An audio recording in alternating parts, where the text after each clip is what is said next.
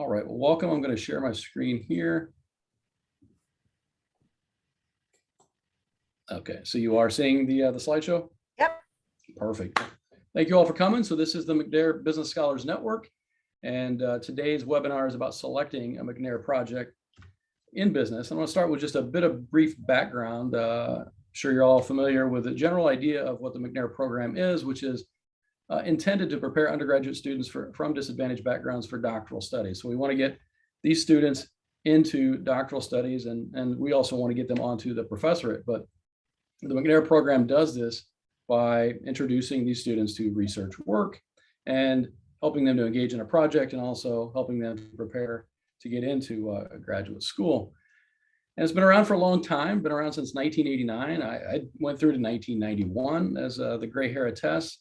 And it's, it's a well-established, well-funded program that we're fortunate that the government continues to fund it at a significant level that allows nearly 200 universities to participate in it.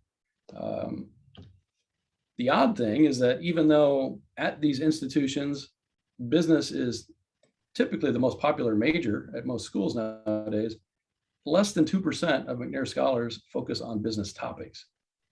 A significant gap between student majors and McNair projects. So I founded this McNair Business Scholars Network to try and close that gap. And we have, three basic goals there, which is to increase the percentage of existing McNair scholars and future McNair scholars who focus on business topics within the McNair program, and then go on to get a PhD in a business area, and then go on to succeed as a faculty member in a business school. How do we do that? Well, Ishva and I have been trying to, come up with some good ways to make this work, and these are basically the ABCs of what we're trying to do. The main one is just altering awareness, just bringing attention to this gap and to the notion that this works for business students. We have this tremendous program. Business schools want student research. They want to diversify the professorate. All the things that are the goals of this program are very much fit with the aims of business schools, but they just weren't aware that this thing existed. And a lot of the program directors weren't quite aware of what was going on in business schools either. And so we helped to build some bridges between business schools and McNair programs. And then we've tried to enrich the overall environment for bringing students through the pipeline by creating an external mentor network and alumni network, and trying to find ways to make sure that they don't fall along the way through this long goal. Part of that is these webinars. So we've had a couple prior ones already, one on why become a McNair scholar in business, another on best practices for McNair programs in business. And those are both on our website at mcnairbusinessscholars.org. And then today's is specific to selecting a McNair project in a business area. So we have a great group of folks with us here to give those insights. We're going to start with Susan Ott, who is a program director, is going to tell us broadly what a good project looks like for a McNair scholar. And then we have a panel of faculty mentors who are going to tell us how they worked with their McNair scholars. And then we're going to have recent alumni of the McNair program tell us about their projects and their interactions. As we do this all along the way, if you could just post any questions that you have in the chat. We're a small enough group, we'll probably get to those questions straight away. But we'll also have open Q&A at the end to the degree that we have ongoing questions. And all of this is recorded, and we'll post it on the website. So why don't we move on then to Susan to get us started. She's director of the McNair Scholars Program of the University at Buffalo. Susan, it's on to you. All right. So can you guys see my screen? Not yet. I probably got to get out of here. And now we should I'm screen sharing. And you're not screen sharing? Should be able to see it now. Yep. Okay. I just don't know what's going on over here with these next slides. I don't really want to see that. You'll have to, down at the bottom where you see the little easel, lower right hand corner. Right here? All the way to the lower right corner. You see 62% down there and a slide bar. Doesn't show that on mine. It's not showing me more. if you go all the way down to your screen at the bottom on the lower right side, That's where I'm at. and then you look a bit left, there'll be something that looks like a little projector screen. There you go. Oh, see, I'm not seeing anything. You're seeing something here? Yeah, well, we're seeing, so you have multiple screens and you're sharing a different screen than the one you want to share. Good Lord. Let me try to stop altogether and try this again. So what happens is it pops up on a different screen. So you probably want to share the other screen if you have two screens. So let me see what happens here. That looks like it's working. That looks like it's working. Mm-hmm.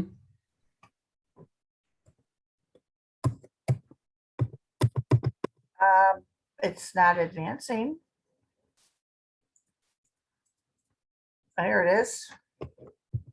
All right, I'll do my best. Okay, so anyway, thank you, folks. I've been the McNair director for almost 14 years here at the University of Buffalo.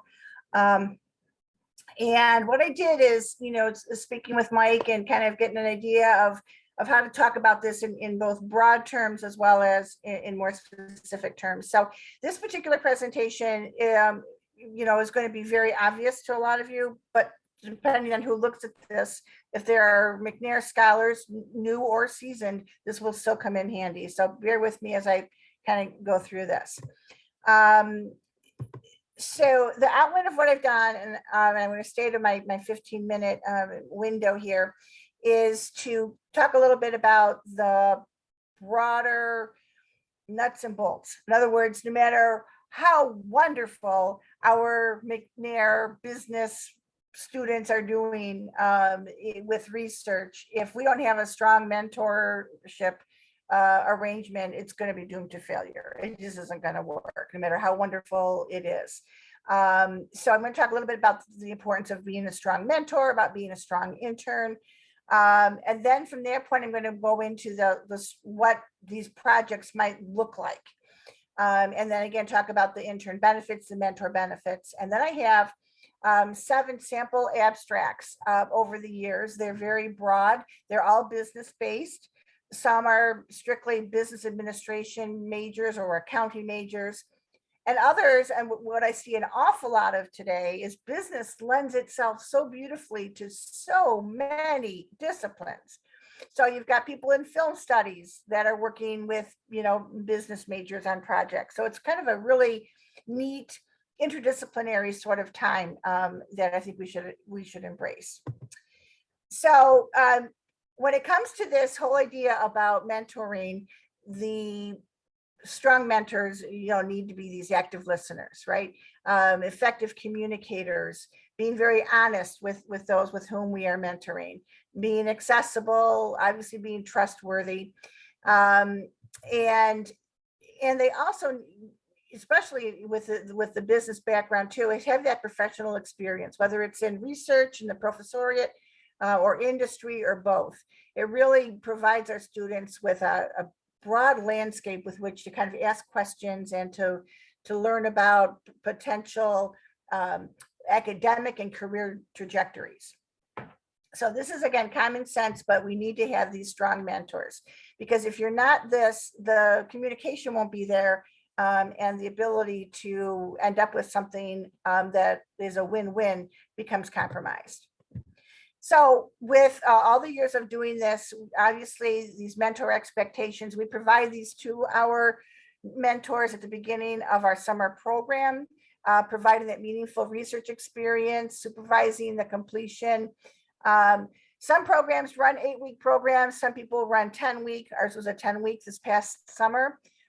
However your grant is written, whether it's a summer program or whether it's a semester-long research program, at the end of the day, that's what we are looked at to do as mentors, is to help integrate our students, our undergraduates, into these research teams if possible, include them in these discussions. This is a very unique, as you know, a very unique space for undergraduates. When I was an undergraduate at Valparaiso University, majoring in finance, the last thing I was thinking about was this. And so the fact that students are given this opportunity through McNair and other similar programs to experience what this research is all about is really very, very interesting. And my daughter actually ended up doing that when she was at Valpo. Okay, and also obviously we're going to support our McNair mission by encouraging them to pursue graduate studies. So that's another expectation. It's a beautiful time for us to talk to our scholars, our interns, about our journey, or people that we know. What are some good schools based on their particular interests in this vast field of business? So discussing the obvious and not so obvious benefits of earning a PhD. This, to a lot of students, to most everybody, this is a whole new conversation. So sharing experiences and any advice. And we also find this, especially with our business majors, it's a wonderful, wonderful time to talk about where they could potentially study and what types of opportunities might be out there. And they look to us for that advice. Mentors are also expected to be available, right, to supervise. That doesn't mean micromanage. At least it shouldn't mean that. Maybe you have to at some point. Our students work with postdocs. They work with graduate students on a lot of these business projects. So, so there's some of that day-to-day supervision, but we certainly don't want or expect our mentors to be there 24/7, looking over their shoulder. We're giving them the ability to take this project on in whatever capacity it is, and to run with it and be held accountable for what they're expected to do. In our particular case, we do a 25-hour a week during the summer, and we also evaluate both the scholars, the interns. I'm using that word interchangeably, as well as the mentors as well. And then at the end of the day, reading and evaluating the final project. In our particular program, everybody needs to give an oral presentation. That is not negotiable. But many students with their faculty mentors decide to take that research that they've done and put it into a research poster, which we highly, highly encourage, because that gives a student something to take with them on the road to a potential conference, whether it be, in the spring or fall semester. So, and again, they're learning from us. They're learning from the business professionals. What does a business poster look like? It might be a little bit different in physics than it is in business. Usually the concepts are this, or the headings are the same, but what does a strong research poster look like, right? So we teach them that in this program. So again, our mentors are also sought after to provide this career guidance and to also be that interpersonal, to build those types of relationships. A lot of times, and we know this as researchers, what your best laid plans often don't meet with success, right? There are going to occasionally be failures. Then the whole idea with these students is to remind them to stay with it. This particular study might not have turned out the way we thought it was going to turn out, or there were bugs in this, whatever the case may be. We also look to our mentors to be these nurturing folk as much as possible, to help our students to understand how to cope with stress, how to deal with this failure that can often or occasionally happen. Our interns have to be strong too, and this is not something that they have to come out the gate knowing, but if we can help to build these competencies, then we're on the right path. And I would argue that as a McNair director, it's my job to help these students learn the importance of responsibility and respect, to be timely with what they need to get done, to be open to feedback. That is and sometimes it's critical feedback, right? But it's meant to be for their growth, for them to understand, here's what we need to do, and here's how we can become even better. And in our program too, we encourage our interns to ask questions, right? Ask questions, so that you're able to learn more about what you're doing and where you could potentially head with this experience. The intern expectations that we require is that all of our meetings, all of our events, which usually fall under the summertime, that they clear their calendars, that they're always up to speed, because things can change on a dime sometimes, especially during COVID. So our intern expectations is that they remain aware of what's going on around them. They're required, as I mentioned, to give these oral presentations and to produce a final project. Most people will write a research paper on what they've done, and I'll go into that in a minute, or the poster, or both. I mentioned already the 25-hour week on that, and then their faculty mentors obviously will verify the quality and quantity of that work. We at University of Buffalo, we do not allow, we allow it because sometimes they need it in order to live, but we highly discourage working at the same time. Some students think they can do this research project, they can work a full-time or part-time job, and they can take summer classes all at the same time. Then they come in and into my office and they fall into a puddle because they're like, you're right, I can't do all of this. So we try to keep this in perspective, because a strong project requires commitment, right? It requires the time to do what needs to be done. So when you take the two, both the mentors and the interns that are working together, these are just things that I kind of came up with, that this is what works in a strong project. That reciprocity between the two parties, holding each other accountable, having that mutual respect and very clear expectations. We right out the gate, a strong project is going to have those clear expectations and have super strong lines of communication, so that we avoid hiccups and speed bumps along the road that said, I didn't know I was doing this, and you know what I mean? So we lay it all out. And personal connections, making that connection together, and then having a sense of shared values. This list could go on forever and always, but those are some of the pieces that when I spoke with my McNair scholars, these are the things, and my mentors, these are the things that kind of, if you did a Venn diagram, they'd meet in the middle. These were some of the major types of characteristics that allowed for that strong relationship.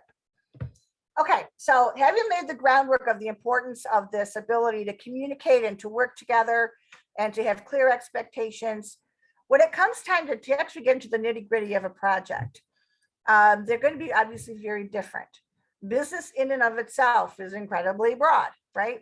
And also, as I mentioned earlier, can bring in multidisciplinary facets as well.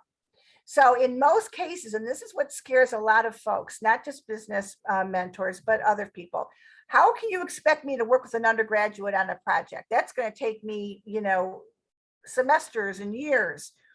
But you have to remember, for this limited amount of time, the McNair scholar can be doing any number of things. They might enter their project before you even really know what you're looking to do. Maybe your project is, I need to look to see where there is a void in the literature. I'm interested in this particular topic. Let me see what's out there, what's been written about it or not written about it. So a McNair scholar might very well helping prepare some literature reviews for you. You might already be into your research a bit, your project, and you'd like to include them in how to conduct a focus group. Or maybe they're going to do some ethnography. You're doing some interviewing questions, designing surveys, collecting data, analyzing data.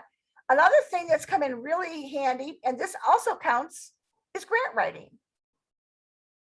Think how valuable it would be for that undergraduate scholar to, go into grad school already kind of knowing the idea behind what it means to write a grant.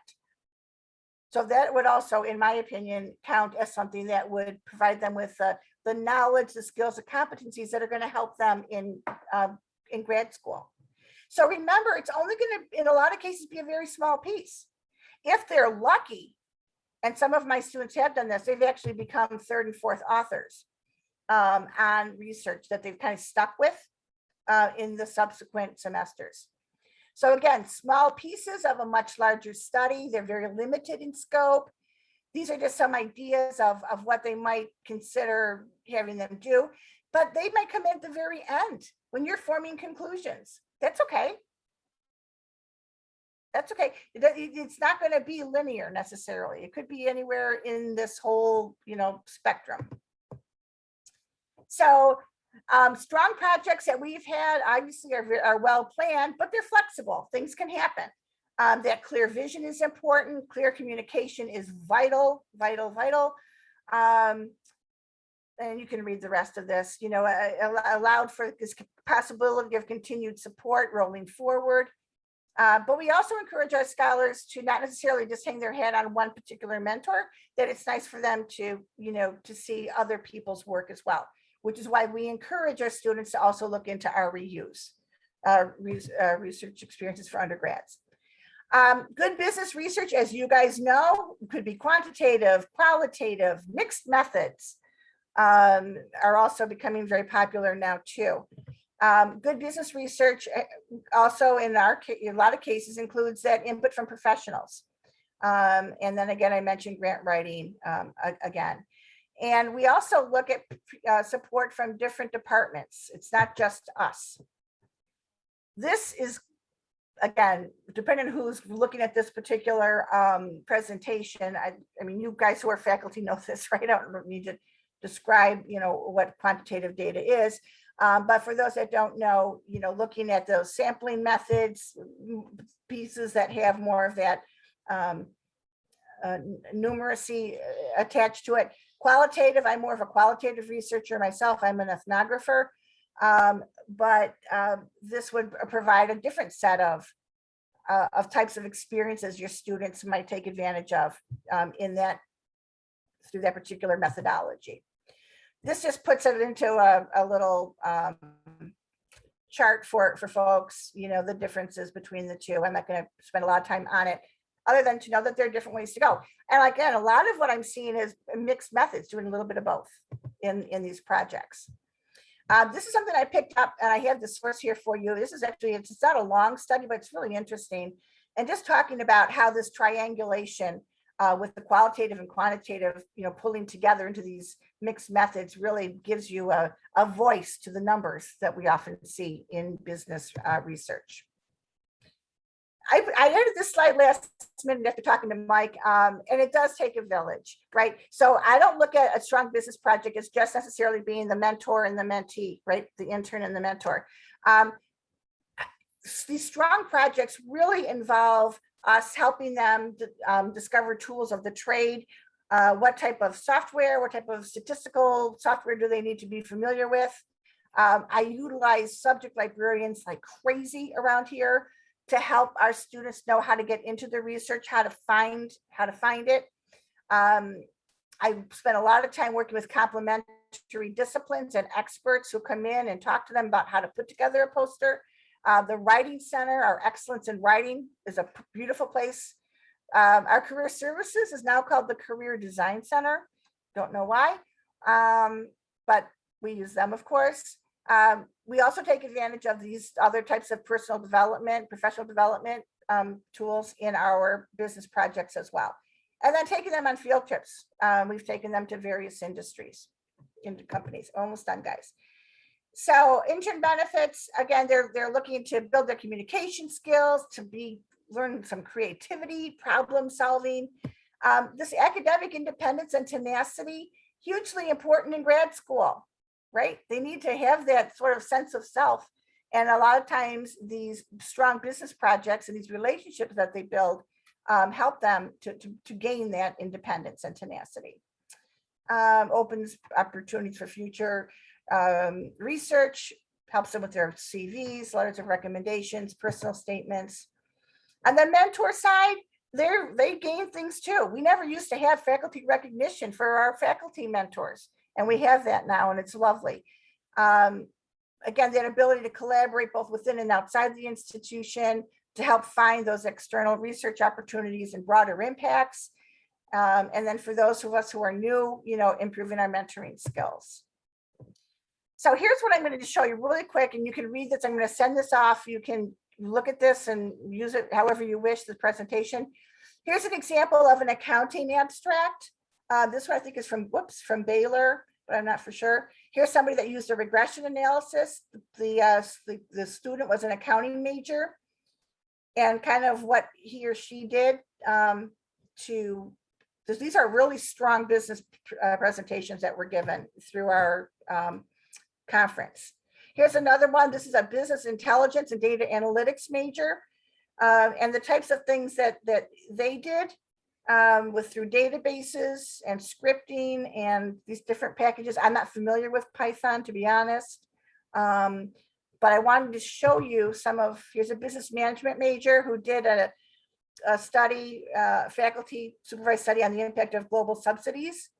This was both a qualitative and a quantitative study that they did. Here's a business administration major that did a study on workplace culture and looked specifically at a place in Rochester, New York, utilizing a pulse survey. This one also looked kind of at more of a qualitative study to see how do people feel. Here's somebody with a major in business administration and public health. This was something that they did interviews with. Whoops, sorry guys. Did another business administration major, and they looked at artificial intelligence, and robotics, and they did an integrative interdisciplinary review. So I'm just trying to show you that business projects can take on all kinds of shapes and sizes. And the last one has to do with business administration and a psych major, and they looked at the overconfidence effect, and actually looked at student groups and how people had this, the leaders had this kind of overconfidence, and how did that play out in their leadership role. So that's really my presentation. I didn't mean to go too long. This last part I'm not going to go into because time is precious and I don't want to rain on anyone else's parade today. But please know that I'm the editor-in-chief of the new MAP, National McNair Research Journal, and we're launching it in this late spring, early summer of next year. But we are currently accepting student submissions from both current scholars and recent alum within 4 years of graduation. And I'll let you read this at your own leisure, but they can either submit a research paper, a reflection piece about what did it mean to do research. And I'd love to have business majors do this. They should be, to Michael's point earlier, need to be part of this community and grow within it. I'm also looking for multimedia projects. And anybody that's interested in wanting to be a potential reviewer, here's the link to sign up for that. Whew.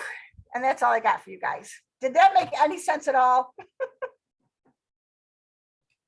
It did, and thank you very much. Let's see. If you stop sharing your screen, then we'll go back to the main setting. But yeah, thank you. I mean, so there's a lot involved in getting the research project right. And then the research project is really the central thing in the whole McNair experience, as it should be, because that's what you're preparing for a career in research. Right. But when we do the research as academics, and we have a lot longer, and so there's some very stylized and nuanced things about the McNair project itself, where it has to be manageable and meaningful, right, and set you up for conferences and maybe publications. And for me, it was just a key part of my application to a PhD program. So, you want to get all of that workable and don't let it scare you away, right? So exactly.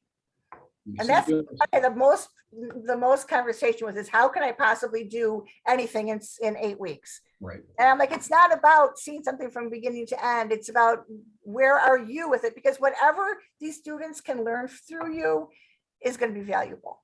Mm-hmm. Yeah, I mean, that's a very key thing. And, sometimes you come in and you think, well, I'm going to answer the meaning of life right. in the project. And then you get it all down to, well, how long does the paint last on the runway? Mm-hmm. I mean, that's kind of much more like what these things really are. So it's important to understand the bounds of that. But again, thank you very much. And now let's talk, some specifics with people who have been through this, and we'll start with the faculty mentors, and we'll turn it over to, well, the first thing we find is that you have to be named Anne to be a faculty mentor, and we'll see what else they can tell us.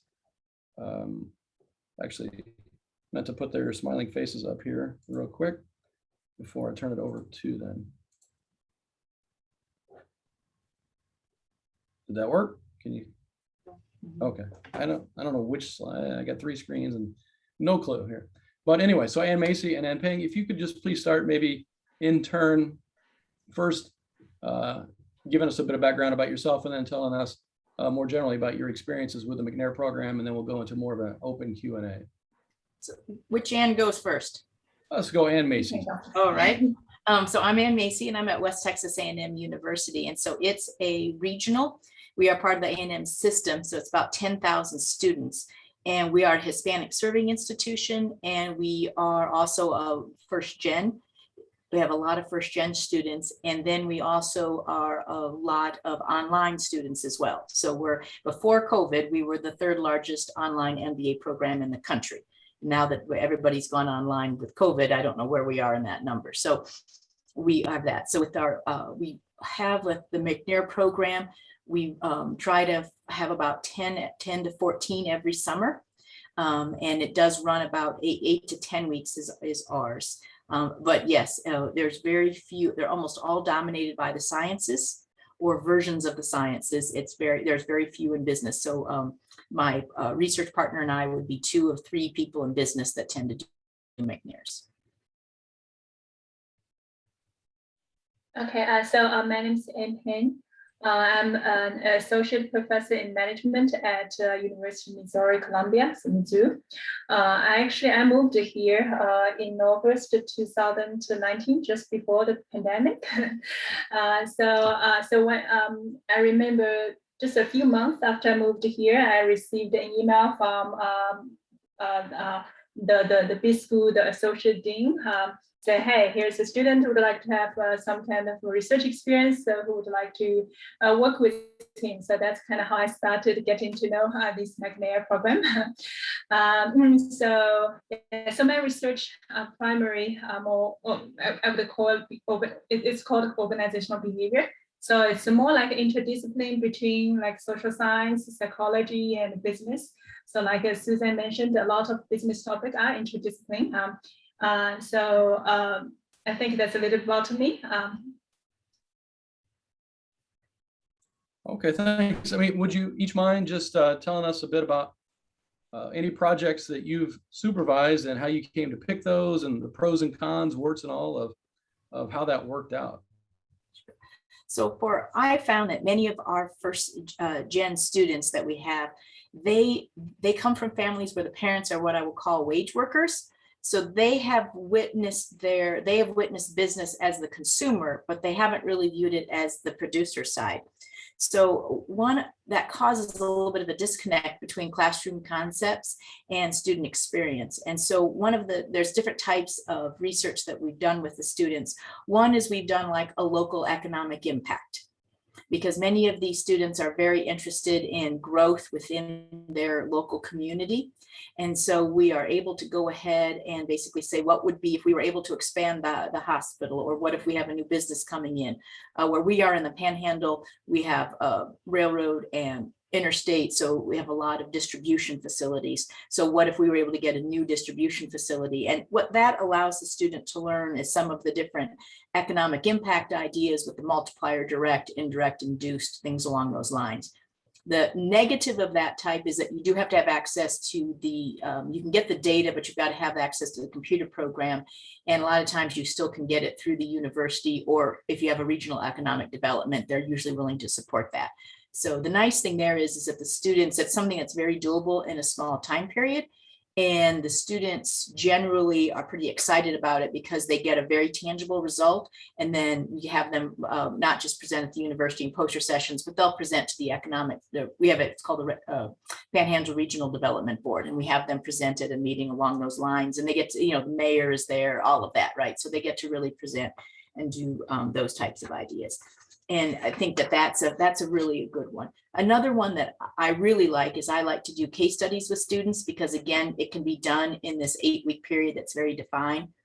So it takes that idea from the sciences of using the lab, and now we're doing it like basically taking those lab ideas when applying it to a business. And we allow the student then to interact with a local business professional. So they get additional mentoring. So not only am I mentoring and other people, but they're also getting mentoring from a local business individual. And what we see is that the student writes about that decision-making process and the constraints. And I think that one of the examples would be, we had a university in a campaign. I know they surprised you all to know that universities were seeking donations. So seeking a donation went to one of the local banks. So we looked at the case from two different ways, which is how did the university present itself to the bank in order to get the donation? And then why did the bank choose to give the $1 million donation to the university? What was the thought process behind that? So they were able to see, and the student was able to look at both of those thought process as it pertained to the case study. And the nice thing about the economic impact is that, well, that one is not necessarily like a published article. They do get some regional newspaper news type of things. The nice thing about a case study is that it can turn around and be published. So it is something that can lead to something, you know, that's, and so in that sense too, if you're looking at it from a faculty point of view and you're looking at your vita, no, it's not going to be, you know, your marquee articles for tenure or for promotion, but it can complete some of the research portfolio, and it shows, you know, for those people that have a heart for students, then it works very well.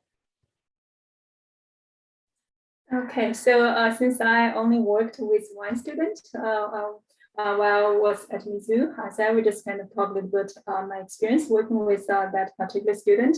So we started, like, he actually contacted me and came to my office and we discussed about his general research interest. So then he said he's really interested in things related to diversity, things like that. So I thought, okay, so then actually at that time, I had some data. I was at one point, I was interested in things related to what are the psychological and social factors contribute to the gender pay gap. So I thought, okay, so I have some data. So perhaps we can, you know, you can help. We can get some other, you know, clever data, like searching, for example, university faculty pay in public schools are available. So we may be able to get the data to, you know, kind of to make the study more interesting. So then I think the student, for some reason, just did not kind of pursue this route.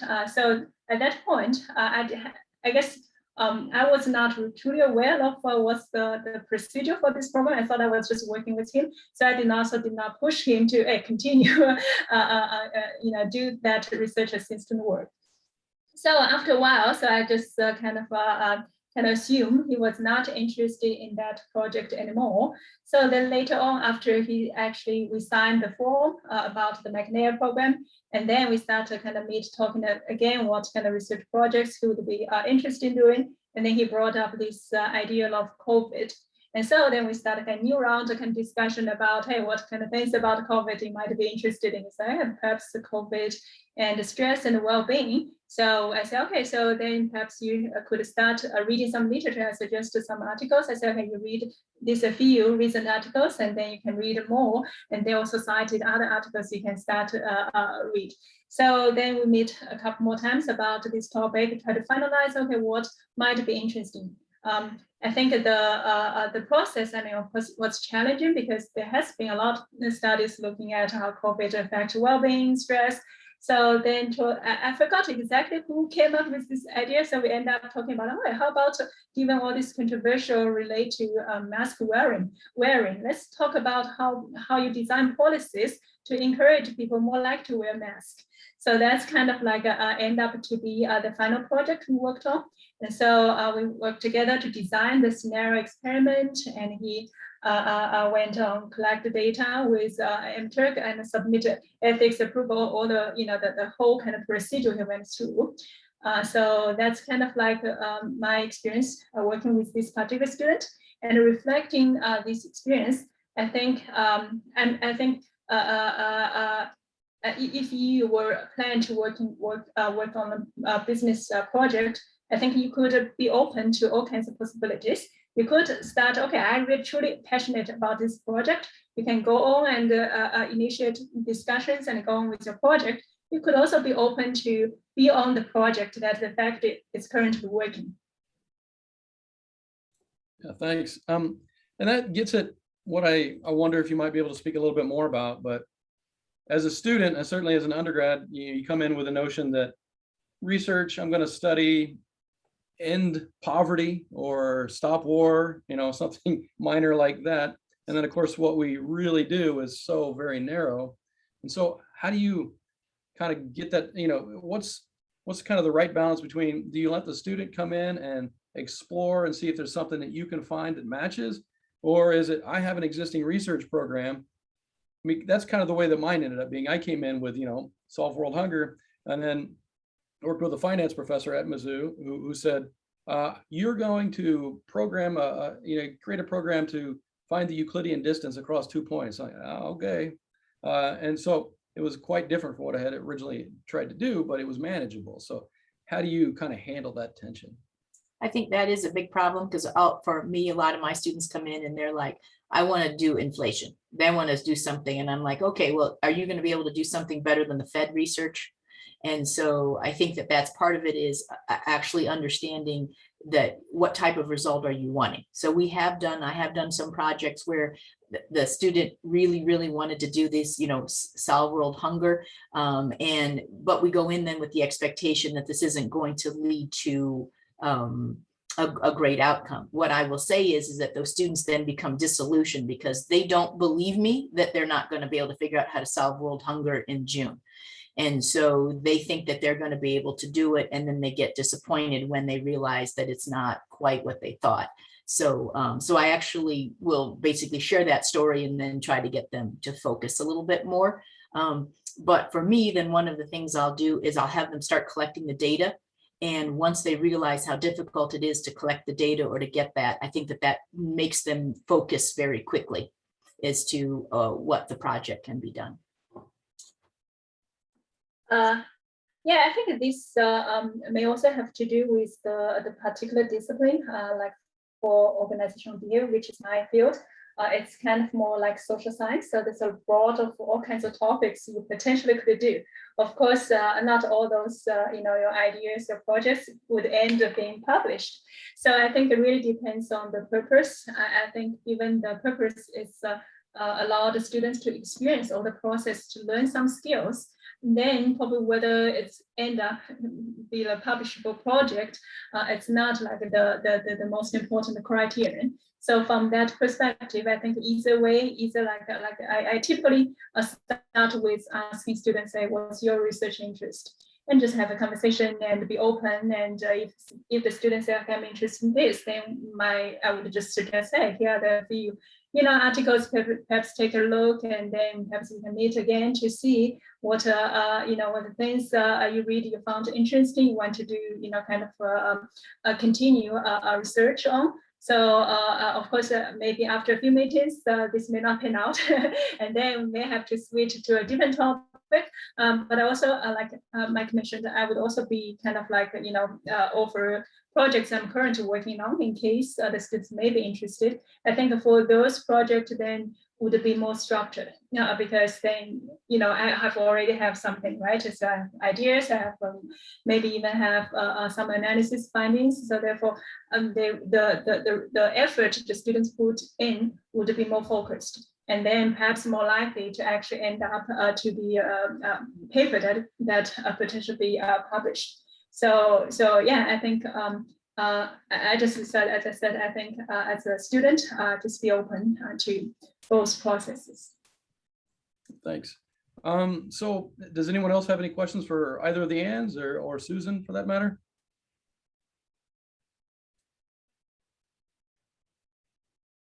I know you have them. What do you got? Nothing? All right. Okay. Well, thank you both very much. I mean, do you have any more that you would like to talk about regarding the projects, or? No, I think that I would say one thing, that if you're from a smaller school and you might not have access to the data, so a lot of you are actually from pretty large schools, but if you're like me and you're from a smaller regional, then a very good project is something that is a small data set that you hand collect off the web, and then and that really gets you involved. And if it doesn't end up in a journal article, it still can be like a really good example for class. And I still have those, and I'll have like, well, this is so-and-so's example from their McNair project, and years later you still get to use it. And so I think there's lots of different ways you can approach these in business, even if depending on the size of the school. Absolutely. That's great advice. Yeah. And even IRB, some of our students did that. I'm going to actually add that to my presentation. In addition to introducing them to the potential of grant writing, the IRB process is something that kind of takes away some of the, the angst or the, what is it really? So there's so much we can do in these environments with McNair. Yeah, and it's a key thing that, a lot of the institutions that get McNair grants are not big, major public research universities with big business schools with massive, broad, research intensive faculty. Most of them aren't. And so that's why we created the external mentor network as well with the McNair Business Scholars Network. Please, have your scholars draw from that, because they can pull out somebody who has access to that and works with it, or might even have done it themselves. But that's no small part of what we're trying to do is extend the reach, because we know that a lot of these folks are isolated on the research scope at their universities and their business schools.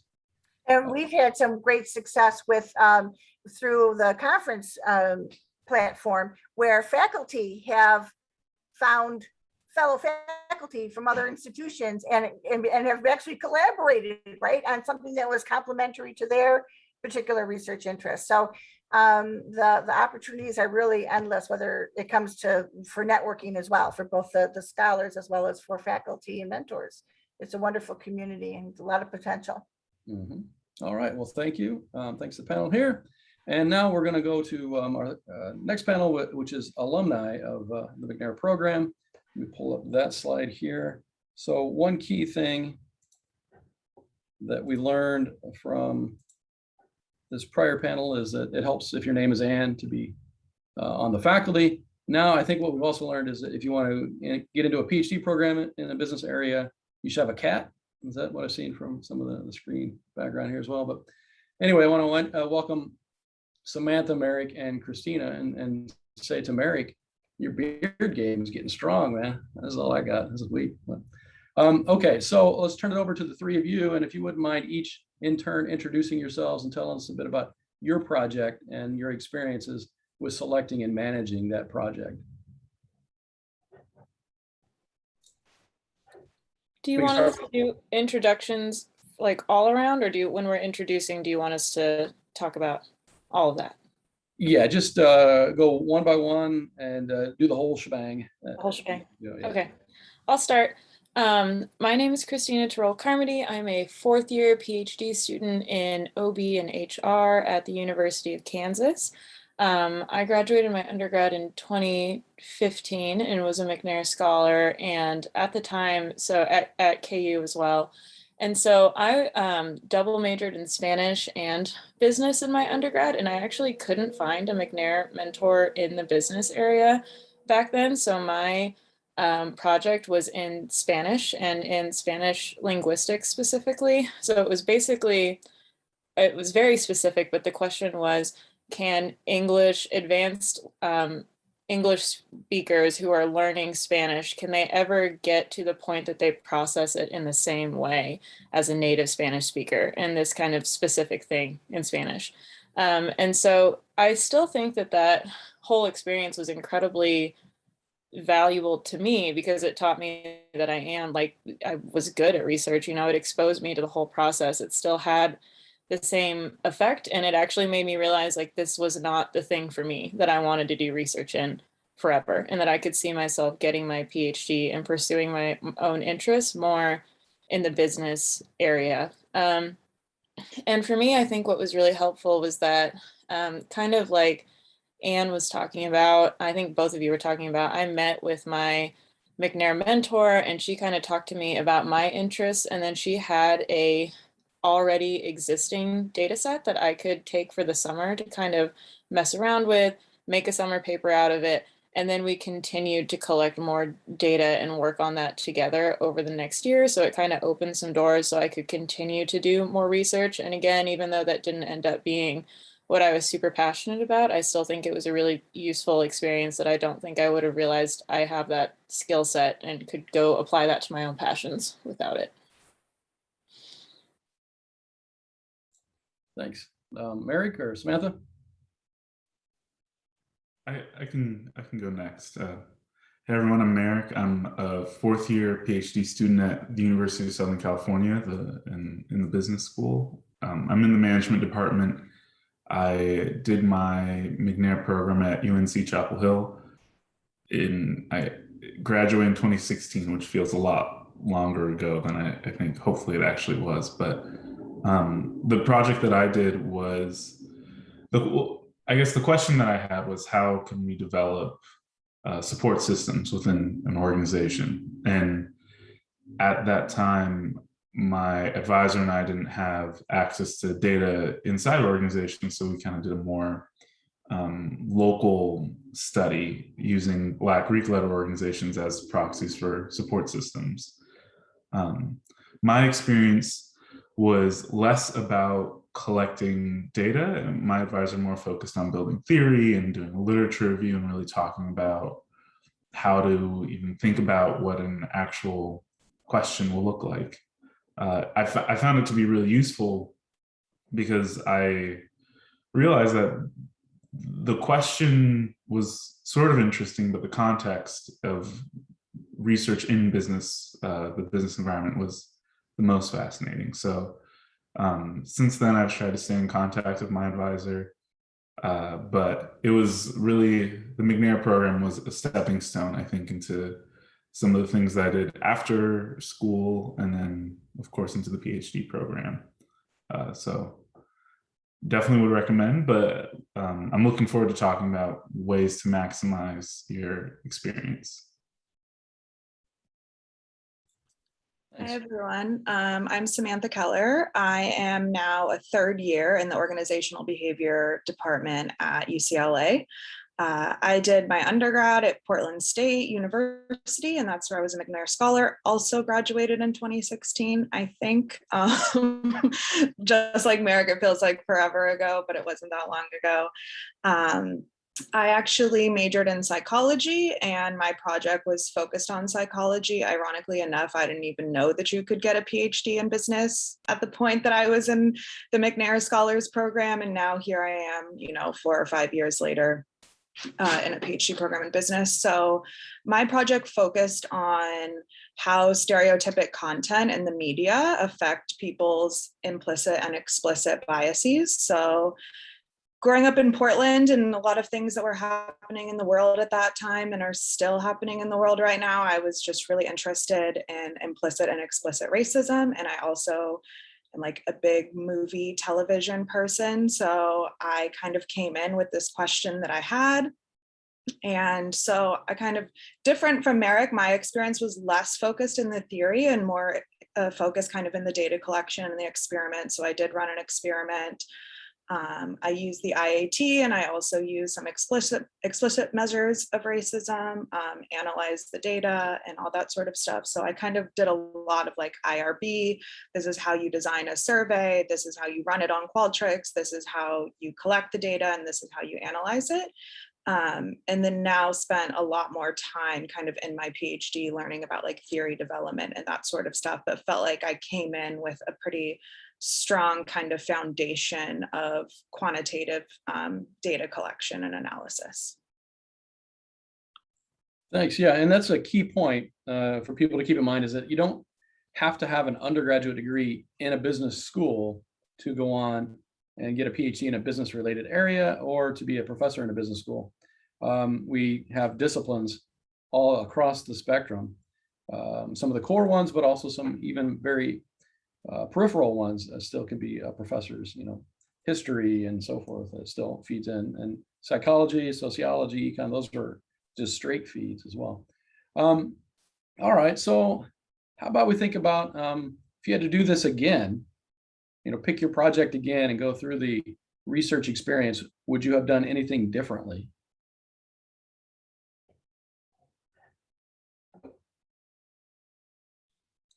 I would have been more confident that I could come up with my own idea. Maybe I think I was so terrified, and this whole world was so different to me. I didn't trust myself to like come up with a good idea, and so I very much kind of relied on my mentor to kind of hand me some options in this process rather than kind of coming up with and kind of carving out my own idea. So Merrick was talking about, theory building and all this. And obviously I wasn't I was in linguistics, so it's very different, but that world was completely new to me when I came into an organizational behavior context, because I kind of didn't try to come up with my own idea and go through that process on my own. I think I would have been more mindful of the sort of bigger picture beyond my project. I think I approached the program sort of as something that I was going to do over the summer that would help me get into graduate school eventually, but I hadn't really thought about how that would fit into my application, nor how I could actually learn about the field of organizational behavior. So I think there was more opportunity for me to learn about conferences and journals and communities. So I wish I'd spent more time on that. I think two things. One, I wish I kind of did a more scalable project. I took on, I think I ended up collecting like 400 participants. It was all like in person. It was kind of a really big project to take on for the time that we had. And I still have all this really interesting data, but I haven't really done anything with it because it's also, I don't really study that specific topic anymore. So I think I would have tried to think less myopically, kind of what Merrick is talking about as well, of, okay, what am I broadly interested in and how can I choose a project that I can like take with me and like carry with me that I'm not just gonna like leave behind in this process. And I think also with that, just like expanding my interests and kind of connecting the dots between psychology and business earlier on, I think that also would have helped me pick a project that was kind of more related to what I wanted to study in my PhD eventually. So one, choosing a more scalable project, even though I think that I learned a lot through doing what I did, it was also very hard and very time consuming. And then just looking at other disciplines and kind of connecting the dots of how my interests align across fields. Yeah, that's what I was thinking. What Samantha's pointing out is kind of, my next question is, what have you done with this work? So Samantha hasn't really done anything with that work, even though it was a lot of work. It was more for completion of that specific thing and hasn't gone back to it. I assume Christina hasn't done anything with that work since it's not related to what she's doing. Merrick, any better outcomes? No. I will say that it was a great opportunity to connect with my advisor more and with some other scholars in the field, but with the actual data we collected and the first bit of the paper that I wrote. So the first bit of the paper, the introduction, there were some citations that I could mine later on, but outside of that, it's sitting in a folder somewhere in my college files. I'm completely with you. Same deal here. And it ends up being more kind of just a class exercise, really. I mean, it builds the skills that we need, but the topic, I mean, as we know, as you guys have figured out into the PhD program, it takes a long time to figure out what your topic is going to be. So obviously you can't. It's all saying a lot, and you're almost just excessively lucky to be able to come into a McNair project as an undergrad and have that be the thing that you're going to study for many, many years or decades to come. So that's probably asking too much, but that would be nice if it did happen to the degree that you can align those things. Does anybody else have any other questions for our panelists?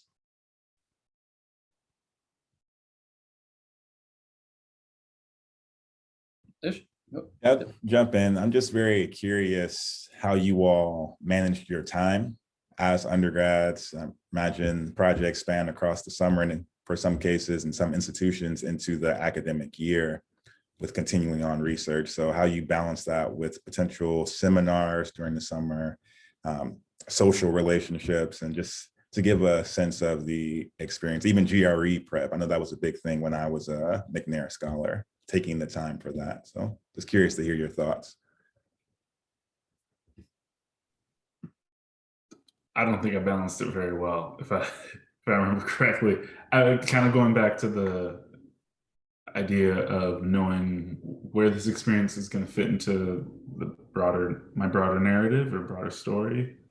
I think I spent more time prepping for the GRE and socializing than really diving into the research. And that's partially because I didn't really know what I was doing with the research or if I really liked it. But I think being more mindful about what I want to get out of the experience would have helped me spend my time more effectively. I would say I also didn't have a very good balance, but kind of in the opposite way of Merrick. I laughed at the idea of like socializing in undergrad. I was just very busy and focused on researching classes the majority of the time, at least during that actual summer.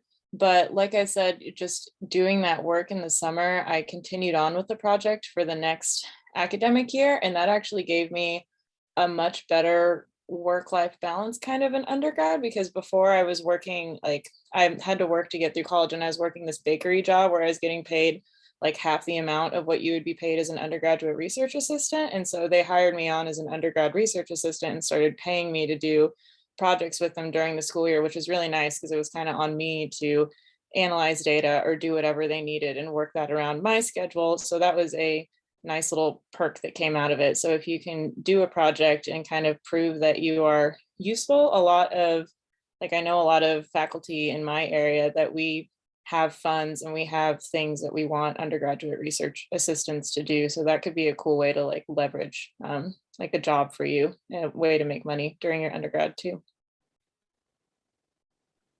Yeah, I would similarly say it was a struggle for me just based on like so many different things going on. So I had the McNair program, taking classes. I think I was an RA in like 2 labs at the time. And so it was just a lot. And I definitely had to make concessions on certain things like my social life. And I also eventually decided to not apply to PhD programs straight out of undergrad, even though that was my initial plan. But I just did not have the time or the bandwidth or anything. And I was like, I do not have time to prepare for the GRE. I'm still kind of like, I think I want to do social psych, but I don't know. So I had to make those concessions, and I decided to wait. And I went and worked as a lab manager for a couple of years. But that was also kind of one of the best decisions I've ever made, because it's what got me eventually into an organizational behavior program, whereas I might have been in a social psych program if I did that at the time. So it was hard, but I also like encourage people to like be mindful of that. And if there are places where you're like, I just can't do this, it's okay to wait another year, and it might end up benefiting you in the long run. Yeah, that's some of Susan's advice about, squaring away the time to make sure that you can do this. It gets a little bit lost. I remember being an undergrad and thinking, if I can make another $5 or something, then I can eat. But you still want to do everything else. I was working midnights, and then I would go in and meet with my advisor without having slept. And he's like, go to bed, man. You can't think if you're not even getting any sleep. So do set aside the time. I mean, that's still a key thing. And it's hard to think that you need to sacrifice that, basically current income for future learning opportunities. But Lynette, or at least Lynette's avatar, has put a question here. Please share 2 McNair program services or experiences which best prepared you for your PhD experiences. So there are a couple of things about the McNair overall program that have helped you most. You guys are closest to the PhD program, obviously. I'd say the summer research absolutely was the number one best experience. And I honestly don't know if this was just unique to my McNair program or if every McNair program does this, but we had a methods professor in the School of Education give us a like graduate level methods class. And so that was great to learn research methods, and then also to kind of get the exposure and rigor of a graduate level class, because it was just each cohort got this class. So it was maybe 8 of us in that class, and that's where we would actually propose our summer research proposal with him, and he would help us get it into the right format and walk us through what a literature review was. So I don't know if everyone did that, but that was fantastic for me. I think we had a paper writing class, but that methods class sounds really awesome. Yeah, the paper writing class was helpful because I had no idea how to write, and just having somebody walk through an introduction and methods and all of that was really useful in just kind of understanding another element of the process besides being able to talk about research, also being able to articulate it in the written word. That's why I said in my presentation about it taking a village, because Heather and I, my assistant director, we can say the exact same thing, right? It's like with I guess parents, right? We say the same thing, but somebody else will say it and it'll resonate. So bringing in folks that are experts in those different capacities really do make a huge impact on our program, on the students. Mhm. I can't recall any like tangible like lecture or anything like that, but also I can't remember much from even a year ago. So I don't think that speaks to the fact that we didn't have one. I just don't remember. I think for me, the most beneficial thing was just doing a project from start to finish and seeing like every step of the process. Because even in our PhD, like, I mean, at least for me, and I think most people, you start a lot of projects, they fail, you never write the paper. So for this, even though like my project failed, I still had to write the paper. I still had to write the introduction. I still had to go through that entire process and see how much really goes into like idea formation to collecting data to analyzing it to the end result. And I think that just really gave me the most insight of what it's like to be a PhD student. Great. Awesome. So on behalf of my avatar, I would like to thank you guys for your wonderful thoughts and insights. It'd be cooler if that was like a hologram. We'll work on that. All right. So are there any additional comments from or questions for any of our panelists at this point? And welcome back, Susan. I'm glad to see that you didn't burn up. Yep, all is well. Good, good. All right, while you ponder that, let me just put up the final slide here. Let's share that one.